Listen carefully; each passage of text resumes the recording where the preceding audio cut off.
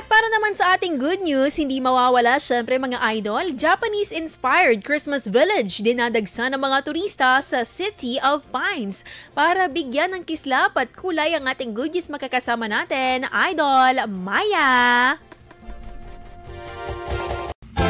Malamig na klima, sakura blossoms, Shrinbashira, Tori at Wagasa. Lahat ng yan at marami pang iba ang inyong masisilayan sa Rising Sun, isang Christmas village sa Baguio City. Dinaragsa na ito ngayon ng mga locals at turista sa kakaibang Japanese-inspired theme na nagbibigay ng pakiramdam na nakalipad na rin sila ng Japan. Makikita sa loob ng village ang iba't ibang replika ng traditional Japanese cultural heritage na nagsisilbing pangunahing atraksyon sa mga bisita.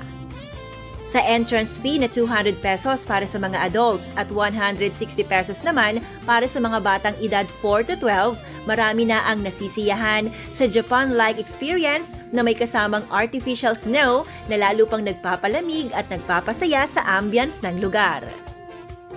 Pagsapit ng alas 6 ng gabi, tampok naman ang kanilang nightly entertainment show na itinatanghal ang gabi ng pagsilang kay Jesus bilang pagpapaalala sa tunay na diwa ng Pasko sa gitna ng makukulay na dekorasyon. Inaasahan na mas lalo pang dadami ang bibisita sa Christmas Village sa mga susunod na araw, lalo na pagdating ng holiday break. Yan ang ating good news para sa IFM Dagupan. Ako po si Idol Maya, tatak IFM. IFM News. IFM News.